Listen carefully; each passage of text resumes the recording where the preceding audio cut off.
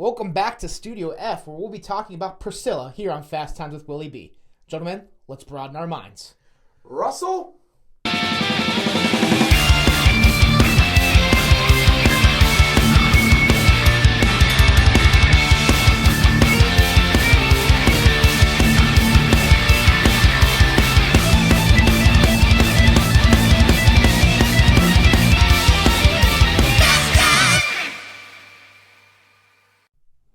Welcome back to Fast Times with Willy B. I'm Willy B, and today I have my good friend Kory here, and we're going to talk about Priscilla. Kory, how you feeling today? Kind of tired. Kind of tired? Just a bit. And we just got out of the theater. I mean, it's not the fastest paced movie in the world. No. So it kind of was a bit of a... You'll figure it out. Less than 2 hours, but yeah, we went and saw Priscilla, new release. Sofia Coppola directed it. Yes. Daughter of Francis Ford. Yeah, and not the biggest cast by any means. No, not at all. I knew one person in this, if I'm being honest. But it's the main two. Yeah. Obviously, Kaylee Spaney played Priscilla, and then Jacob Elordi as Elvis, which was a lot of people wondering what we're going to get from him after the phenomenal performance from Austin Butler last year. Yes, for in sure. the biopic Elvis. Not to mention Jacob Elordi, definitely most known for his role in Euphoria.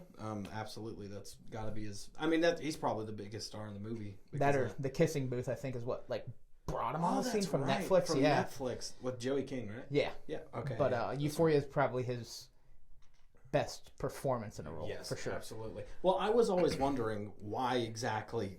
why him, you know? Yeah. And then you watch the movie. Do you watch Euphoria? I don't No. know if you... Let's say his character is quite similar to how Elvis sometimes acts in this. So Okay. yeah, it makes sense, but we'll get into that later. So what we're going to do is we're going to break down the good, we'll break down the bad, Sure. and then we'll give final little feedback and our scores tonight. Absolutely. So let's start with the good. Kory, biggest takeaway on the good side of Priscilla? Probably,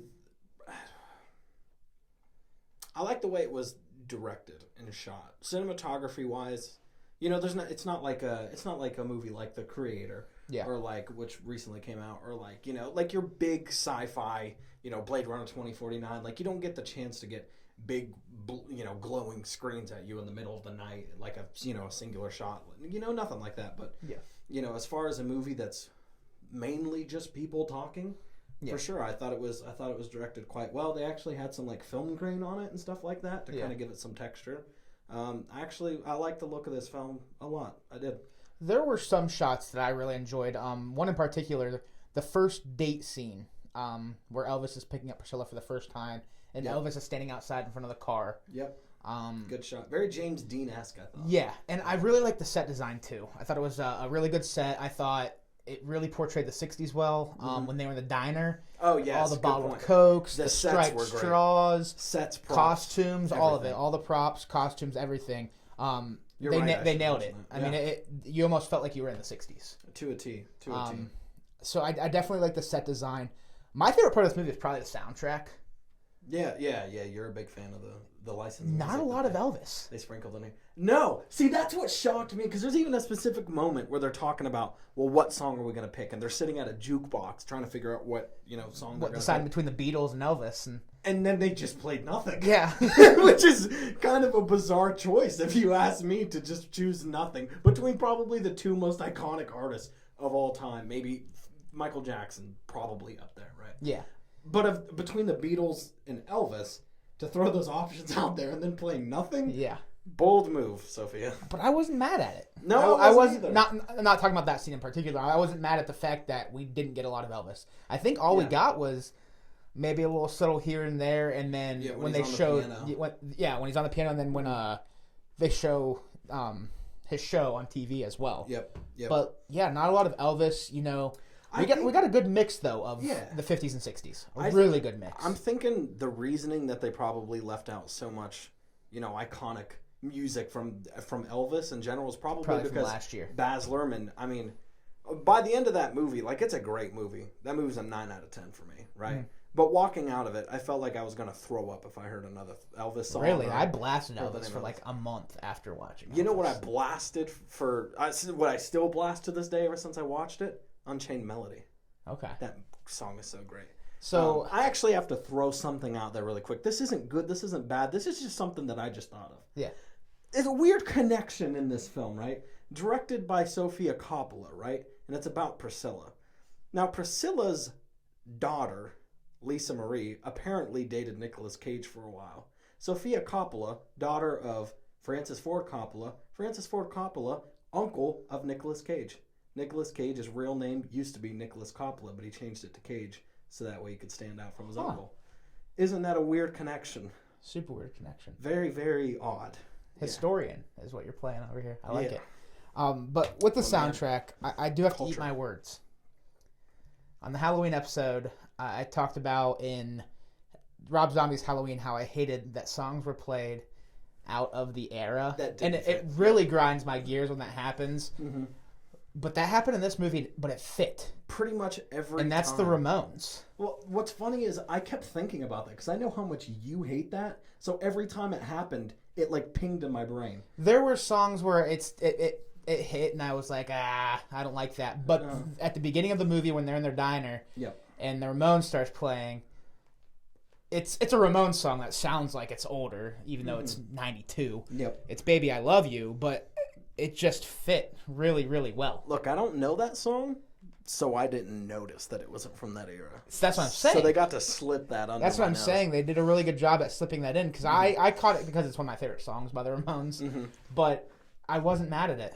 Which, by the way, what a return for the Ramones. Weird. I haven't heard anything about the Ramones since like high school, all that era. I don't even think I knew who they were. Uh-huh. And then all of a sudden, the past 4 years, it's like I can't fucking get away from them. Really? Yes, I swear to God. I like the Ramones a lot. And every time I go to like the Exchange or something like that, there's like Ramones stuff everywhere. It's craziness.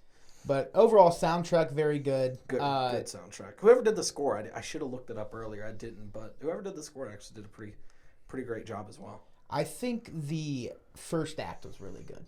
First act was actually like probably a 9 out of 10. Right? Despite the age gap, which, it's the 60s. So. They acknowledged it, which I appreciated. Yeah. In Baz Luhrmann's Elvis, they kind of fly over. They're like, yeah, she's 14, and here we go. Yeah. This one, they were like, are you sure you want to date this girl? Are you sure you want to date this guy? Yeah. Yeah.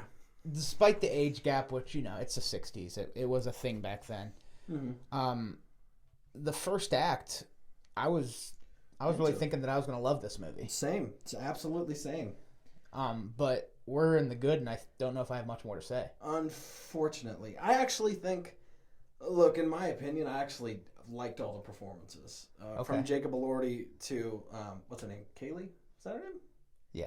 I already forgot her name. Yeah. I think she did a phenomenal job because whenever they started the film, and I was worried because I was like, if they're going to go through time, they need to find somebody that can play somebody that's 14 all the way up to 28 to 30 because it's about the age that I think that they were whenever they separated. So I was really worried about that. But she played a very unsettlingly good 14-year-old to the point where I looked up how old they were, both Jacob Elordi and because I needed to know, how old they were. It was really bothering me. He's 26 and she's 25. Okay.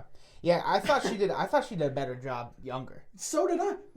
Not to discredit her going on. No. I don't think either of the performances were bad. That's what I'm saying. It's more of an okay section, I guess we got to add. I thought her performance was fine whenever she gets older. The thing that bothered me is that they couldn't make her look older.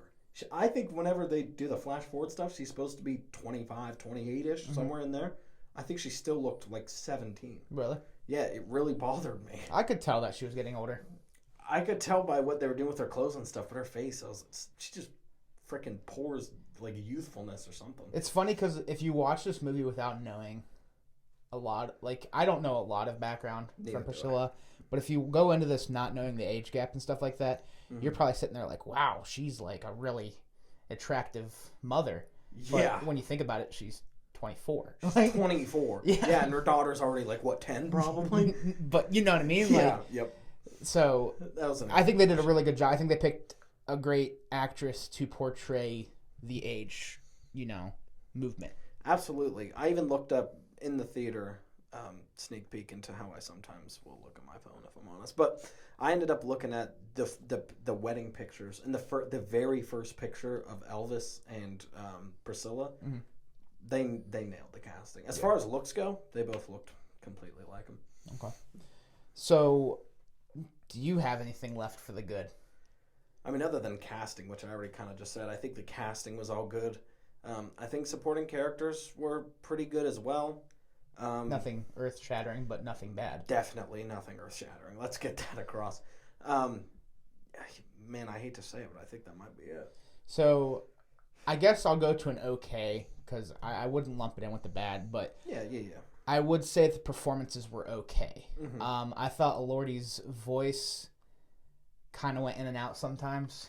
There were good moments where I was like, oh, yeah, he actually has a good grasp on this. And there are other times where I'm like, yeah, he wasn't doing it. Like, there's a specific scene. So, there's a specific scene that they dropped on X recently, or Twitter, whatever you want to call it, where it's just a scene of Priscilla and Elvis talking right by the bus as he's about to go on tour.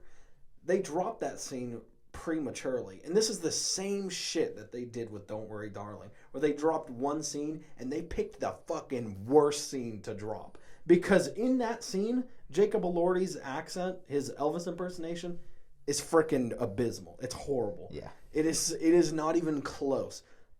But other scenes, he's pretty much nailing it, honestly. Obviously not as good Not nearly as good as Austin Butler. And you hate to keep bringing it up, but obviously we're going to... I mean, it came out a year ago. Let's be real. Elordi's not getting a nomination. No. For this film. If Austin Butler had gotten that Oscar, I would have been fine with it, honestly. Yeah. And partially because I didn't see The Whale. But that's fair. The Whale is a good movie. Definitely check it out. The performances, sometimes I didn't think it was completely their fault, so that will kind of segue us into the bad. Mm-hmm. I thought some of the dialogue was super awkward. I thought so too. I also, I did a little bit of research after the movie, just to kind of, because I thought some of the way that they talked about each other was kind of weird. Apparently that's I almost said canonical. This is real life. This is not a story. Apparently Elvis did call her little one and always called her names that referred to her being a child. Well, I'm not even talking about that. I'm talking more it just felt so for me, like I said, I love the set design. It truly felt like we were in the 60s, but to me it was edited weirdly. There was one of the things that I had to say that was bad. There were a lot of scenes that felt like it was just flipping every 3 seconds to flip, and it almost felt like every scene was the same. It almost felt like every scene was set up, conflict, resolution. And then it would go to the next scenario. You know what I mean? It definitely had a flow to it. It was just that it was a flow that I don't particularly enjoy. And that flow would have been good sparingly, but I just felt like it was repetition. And after the first act, it felt like the second and third act were just the same thing every 5 minutes. Second and third act, I can't even differentiate really what happened. It's just every 5 minutes, it's the same loop. Well, Elvis and Priscilla are having fun.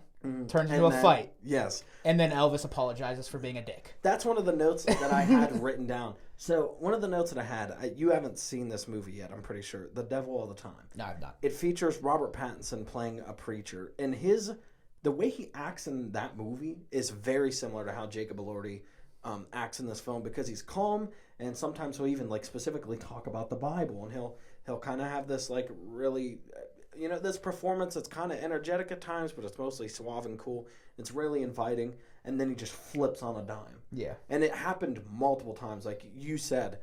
And yeah, you're right. There was a lot of times where they would just set up this whole thing where it seems like things are going kind of nicely and whatever, and then he would have a flip or whatever. He would apologize, beg for her to come back, very toxic.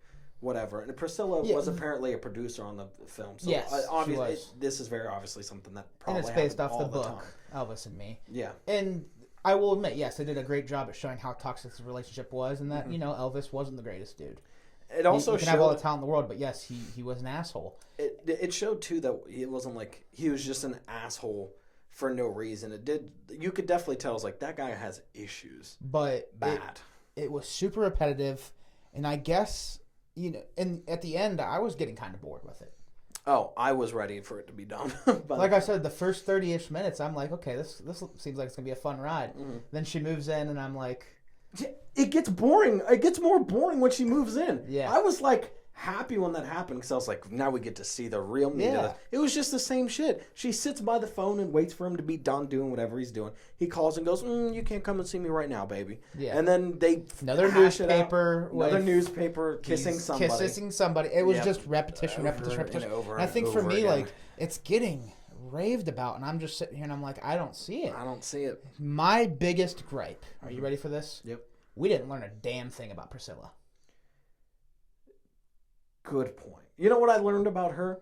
Elvis was mean to her. You learned that. This kind of goes hand in hand with that. I learned that if you tell her to go do anything, there's a good chance she'll just do it. This whole movie is... She's highly influenceable. But she's a kid. That's the whole point. She's a kid. But she's like, you're right. She doesn't have a personality. Her personality is that she'll do whatever it takes to make Elvis happy. And I think the pacing ruined it. I think this movie, obviously Priscilla lost her innocence at a young age. She was, 14 years old when her and Elvis get together. Mm-hmm. So and he was 24. She lost her childhood. Like, she didn't have a normal high school. For sure.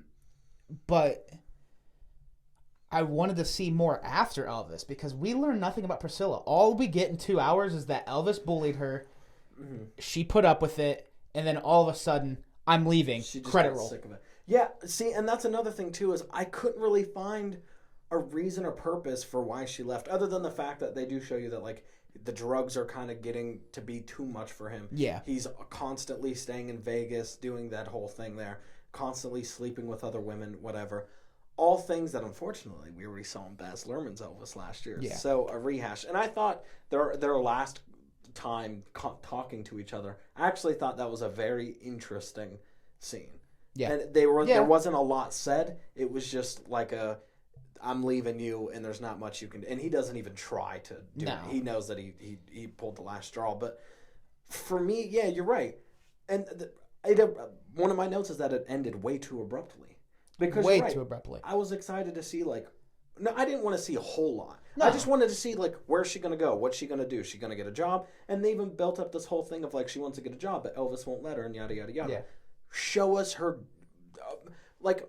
If her arc is her finally stepping out and going, I want to live my own life, then show us maybe a little bit more than that, other than I'm doing karate and flirting with my karate instructor. Yeah, you get to see karate and her hanging out with her friends for 3.5 minutes. That's very generous of you.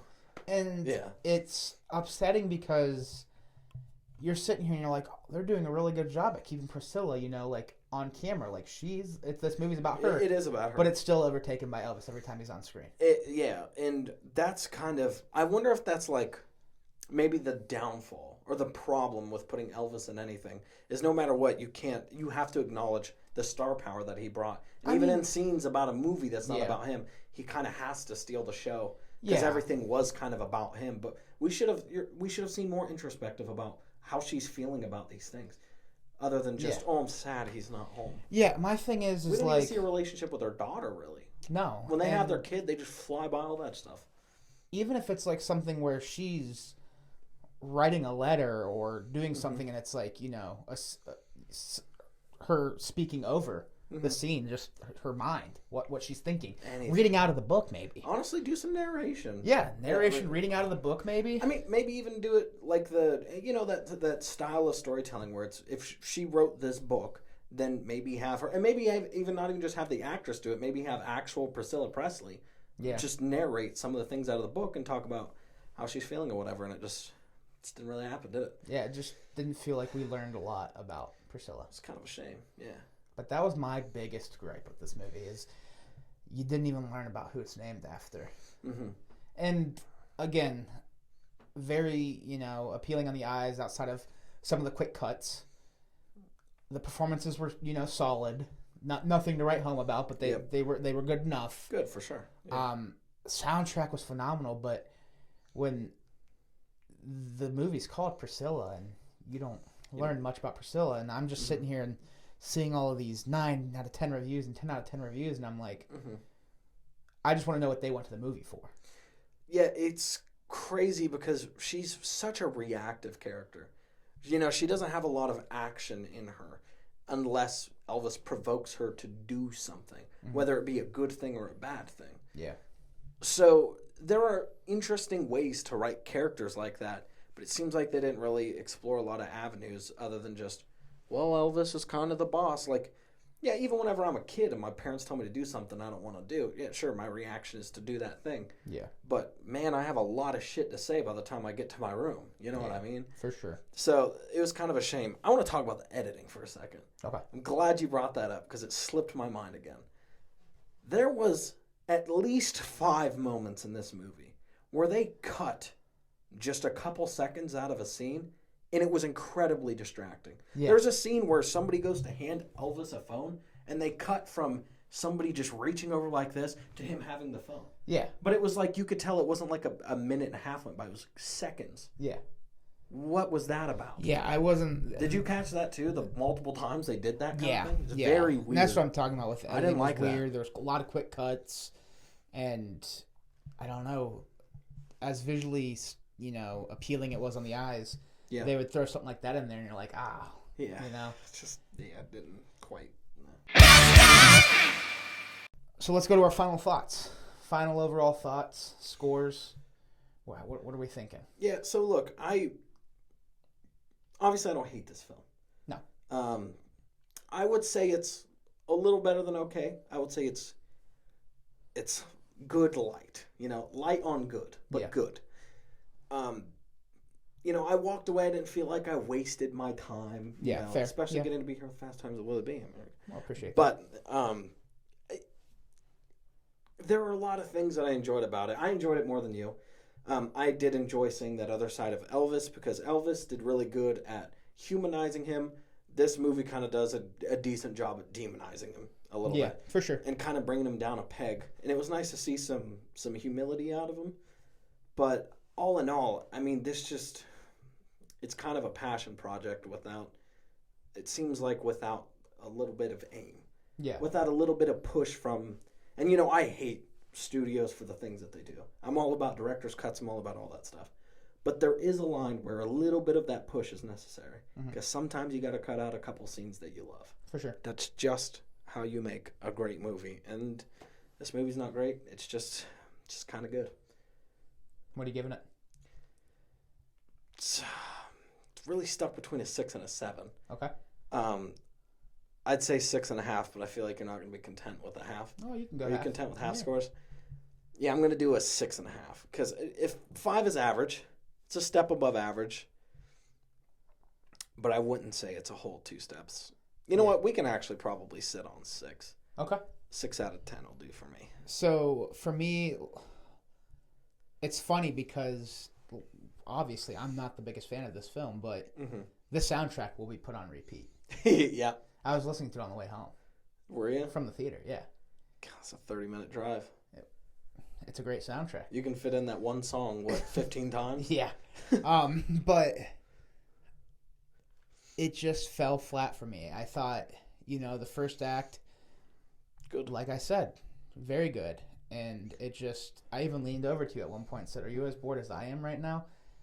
And I checked my phone and there's still 40 minutes left. I know.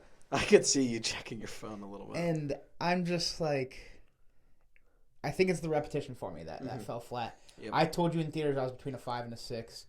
I'm landing on a 5. I think it's an okay movie. Yep. In my out-of-theater reaction, I said it's incredibly okay, and I stand by that. It's I agree with you. It's very okay. Very incredibly okay. Between the editing, between the performances, almost made me want to go 6 because they were solid.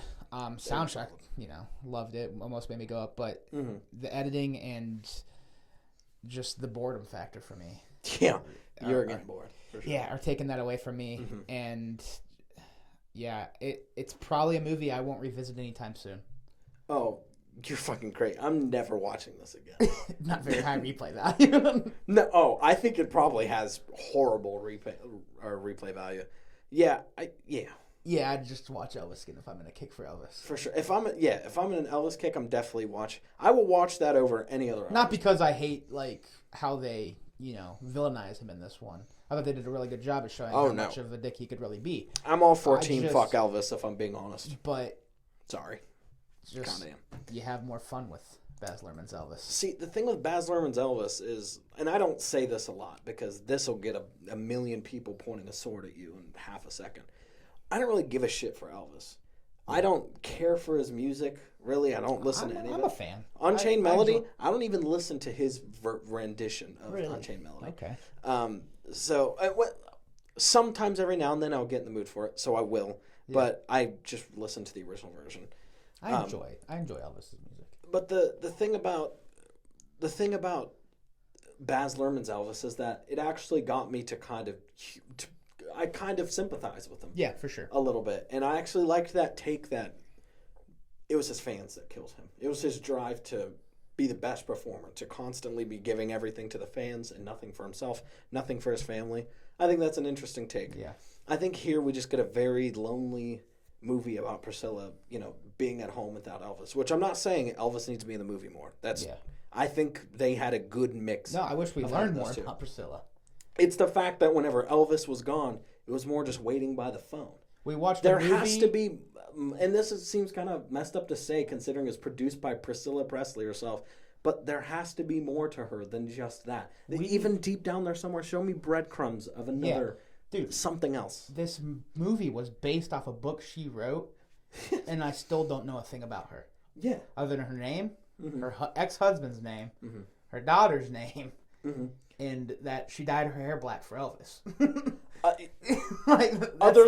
That's the extent to what I know of Priscilla, and I just watched a 2-hour movie that was supposed to be about her. See, here's the thing. I am an amateur screenwriter, and by amateur, I mean I haven't even released an official script or a short film, really. So, I'm not the one to be touting or preaching. Yeah. But I do know that one of the first steps about making a movie should probably be step 1 or 2. What are your character's traits? Yeah. She'll do whatever Elvis tells her to do. Yeah. Fucking Baba Booey. I don't know. I don't know anything else other than that. You're right. Yeah. So no, it wasn't the worst movie I've ever seen.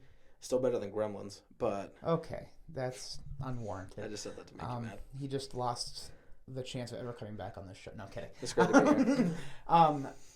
Third best Elvis movie. Yeah, are you talking about the one that has Kurt Russell in it? Is that what you're fitting in? No, I wasn't even talking about that. Oh, where were you? Elvis is the second best Elvis movie. So what's the best one? His origin story in Forrest Gump. Forrest created him. Oh my God, that's not an Elvis movie. That's a movie featuring Elvis. That's like saying Lilo and Stitch is an Elvis movie because there's a picture of him. No, Forrest Gump created his dance moves, man. Forrest Gump created the idea that somebody gave him. Forrest Gump discovered Watergate. But I'm just kidding. Okay. What a wild ride. But no, it was just incredibly underwhelming. And I was excited for Priscilla. I wasn't going in there expecting to dislike it. You know me with A24. Yeah. It's super hit or miss. I feel like I either love it or it's incredibly disappointing. And this one's, I think you have an idea on where it's landing on the spectrum for me. I thought they'd do a great job with this. Yeah, so did I. Which is kind of to most people they did. Yeah, it's just I guess it fell short for me, man. Here's the thing. I think we're incredibly we have an oversaturation of movies. Obviously, we're watching probably on average 2 films a day. Or at least whenever we were doing our movie marathon thing through October, I was definitely watching about 2 movies a day. Yeah. But, I think I'm a little desensitized to movies, and it kind of makes it harder. But yeah, this one just didn't do anything special for me. And also, I'm glad you didn't tell me. I think I forgot, because I look at everything discussing film posts. So anything there, any of the film news there, I'm going to see it. So I 1,000% had to have read that it was A24 at some point, but I forgot. Really? And I'm glad I forgot. Because if I knew that going in, I would have been way more excited. I wasn't excited for this at all. I was like, yeah, I'll just, whatever. I'll watch anything. Yeah. But that would have been a disappointment. So yeah. I'm glad I found out after the fact. Yeah, another one. It's okay. Another one, A24 falls for me. Falls short for me. But all right. We'll see. A24 is trying to do bigger projects after a couple of financial Did you want to talk about that a little bit? We don't have to touch on it a lot, but considering A24 was built on the fact that they do low budget, indie, take a chance on somebody doing a concept that you've never seen or heard of or whatever, and they want to switch over to doing bigger IPs. Now, they did say that they still want to do. Yeah, okay, so they're going to be doing both. Yeah, they just want to dabble in the IPs. I hope it's more of dabbling in the IPs. Like your Daniel Kaluuya Barney movie. Oh, God. Did you not know that was happening? No. Yeah, that's happening. I mean, we kind of already saw the push. We saw the push with Halloween. They went out. That is true. I was kind of hoping they got it. I was 100% hoping that they got it. And this didn't, change my opinion. Still wish they got it. Yeah. Miramax has it. I'm not shocked by that. Please make Season of the Witch. No, you guys heard me talk for 2 hours last week on that's what true. I want from Miramax. But I hope the plans that they were trying to do, a continuing series with both Michael and Season of the Witch, perfect. Just continue with that. But yeah, A24. We'll see what they do next. Mm-hmm. But Barney, Daniel Kaluuya. Today, they fell short for me. Yeah. Don't take it too personally, A24. Still love you. It's just this wasn't my cup of jam to say. I don't think anyone's ever said cup of jam. I stole it from Henry Cavill in an interview, so doesn't that suck? Well, that's why he got let go. From one thing. Probably the biggest thing. Let's be honest. That's like the biggest character ever. A cup of jam. A cup of jam. The day I walk in and see you drinking a cup of jam, I will eat my phone. I will eat a cup of jam right now to prove a point. We don't have jam. I will go buy some jam. All right. Well, the doors will be locked when you come back. I have a key, dickhead. Oh, damn. Anyway. Well, that's it for Priscilla. Yeah. I'm going to say it on the pod. I appreciate you inviting me on here. Thank you, Kory. Absolutely. For coming on, obviously. For my one appearance. Yeah. My one and only appearance, right? Yeah. Kory, you'll probably see a lot of. With a little shout out here, Movie Mag is our spoiler-free reviews in a magazine on Patreon. Check it out. We have to write about Priscilla, too. Yeah. I'm going to kill myself. Check out Movie Mag at patreon.com/themoviemag. Yes. $10 a month. Check out the magazine if you don't want to be spoiled. If you're okay with being spoiled, that's what Fast Times at Willy is for. But you should probably subscribe to Movie Mag first. Just do both. Why not? I mean, you can do both, but if you have to prioritize one, probably Movie Mag, right? Read it, go see it, then see what we had to say and compare it to what you think. Exactly, but if you don't have time to see Fast Times at Willy, that's okay as long as you got Movie Mag in there. I'm just kidding. Oh, come on, guy. I'm just kidding. It was an honor. No. But it will always be an honor. I'm not saying. Check out Movie Mag. Check out more of Fast Times at Willy. We're going to start doing weekly videos here with new releases, seasonal content, fun stuff coming to you in the near future and weekly starting last week. Be sure to follow the social links in the description below. Click subscribe, like, comment. Let us know what you thought of Priscilla. If you went and saw it and you liked it, let us know why you think we're wrong. 100%. I am not a part of Fast Times of Willy B. Not officially. I'm a guest. Yeah. But absolutely. We'll take the engagement. Take the engagement. I mean, if you call Kory out, I'll let him know. If you want to comment and say that I'm your favorite guest, go for it. I have a feeling a lot of people are going to come after me based on how the reviews are going so far and how I felt about this movie. Oh, yeah, probably. You get to lightning rod, all that stuff. I'm all for this. Let me know. I love discussing movie, and I'd be more than happy to talk to anybody that loved Priscilla, hated Priscilla, or didn't feel any type of way. So, like I said, subscribe, like, comment, and I'll be back next week. Thank you guys for watching Fast Times with Willy B. Yep. Peace. And if you love Priscilla, you're wrong.